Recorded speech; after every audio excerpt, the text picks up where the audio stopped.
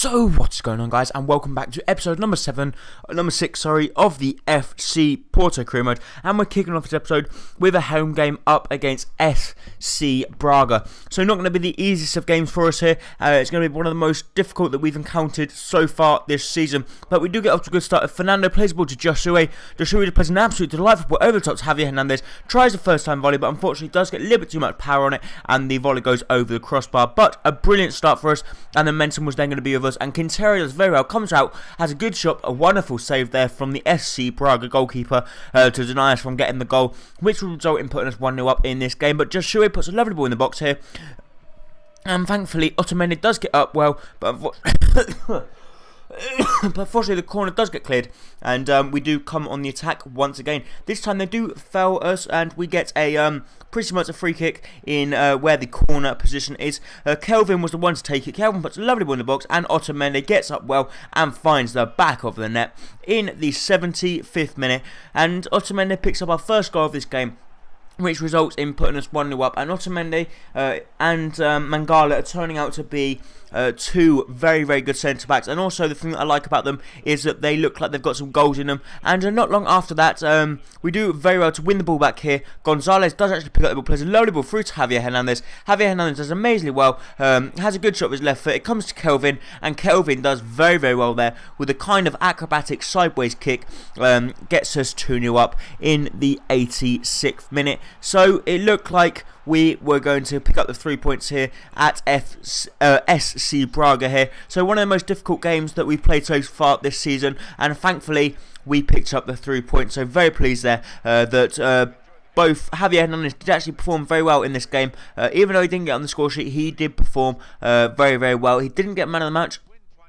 As you see there, it was actually Otamendi that got man of the match with an 8.5 rating. But we move on to our next game here, away from home at Academica. I absolutely love their kit. I don't know what it is about their kit, but it's just something special. But anyway, let's move away from that and move back onto a track. And we do make some substitutions for this one just to make sure, or we actually go in every time just to make sure it's all fit and everything. And this time we decided to keep Quintero ahead of Oliver Torres. Even though I really want to play Oliver Torres because I believe he's got really good potential, so does Quintero.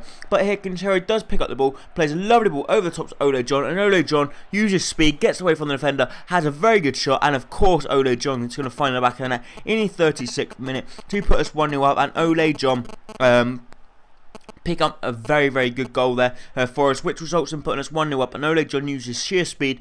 He wasn't going to play a cross ball because he was confident he was going to find the back of the net there. So once again, Ole John picks up another goal for the club. But a wonderful tackle here. It comes to Iturbe. Iturbe runs down the wing. What I thought was a pretty poor shot, but from the replays, it did show that he had quite a lot of power behind that, and good placement as well. So pleased there that Iturbe picks up the first goal, I believe, of the season for him. It's actually very good running across field, has a good shot, and it was actually a good shot and well placed. So I was very pleased that Iturbe does actually get on the score sheet. So very, very pleased there. But straight after we did score, they did go on the attack.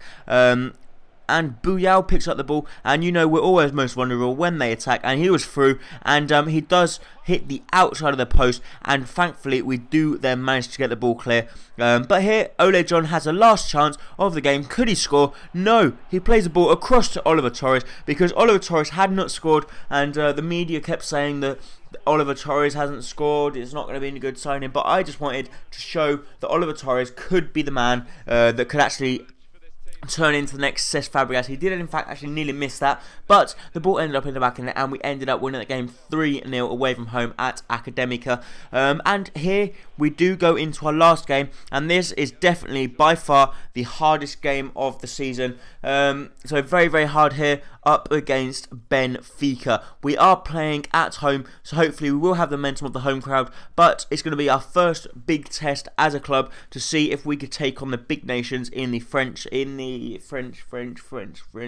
I forgot the league. Portuguese league, there we go. And for this one, we did have to take Quintero out. Also, Maicon was actually going to be playing on the wing in this one. Oliver Torres was the one that's going to step in to see if he could prove that he is the man to face Benfica.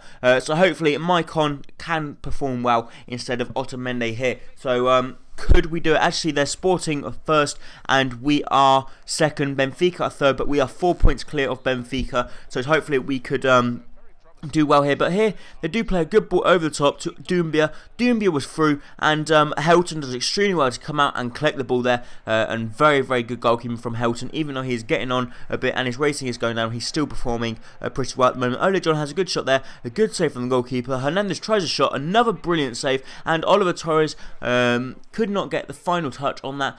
Could not put his head on it. And here, Helton messes it up for me. Helton picks up the ball. I was dwelling on the ball. He plays the ball straight to Lima, and Lima is of course going to chip Helton with a cheeky chip over the top just before half time in the 42nd minute, and that was just disastrous defending from me, especially from Helton. Helton was just, I don't know, it was just an awful mistake, and it really did cost me. And here we do have a chance to come back on level terms. Joshua puts a good ball in the box from the corner. Doumbia was back, but Perez tries to get up above Fernando. We have a good shot, but unfortunately, once again, Mangala misses an absolute sitter. But it was with his feet. Mangala's good with his head, but why could that not fall to a striker? But they were through here. They go round. Helton makes a good save. We cannot clear the ball. The ball comes to them, and this time they do have a shot, but Helton does recover to make a very, very good save. And from the resultant corner, Matic does put a ball in the box for Benfica. Doumbia gets up, and the ball just was not cleared, and thankfully their header did go wide. Otherwise, it looked like it could be a 2-0 deficit for us. But we were going all out attack, and we knew they were going to catch us on the counter. But we had to go all out attack, and this time Ole John was running down the wing in the 90th minute. Benfica, we are actually losing 2-0 now, so very, very poor. I don't know whether the other goal was actually included in this. I don't really know. I hope it was. Anyway, we're losing 2-0. We have lost this game 2-0. We do not score. Michael does try to get up, but unfortunately we lose that game 2-0 against Benfica at home. So poor result there. Ole John tries to shot from distance, but unfortunately it didn't work. We end up losing that game 2-0. So we are now actually going to be approaching the end of this episode. So please do not forget to like, comment and subscribe. And I hope to see you next time on whatever that episode might be. Thank you. Bye-bye.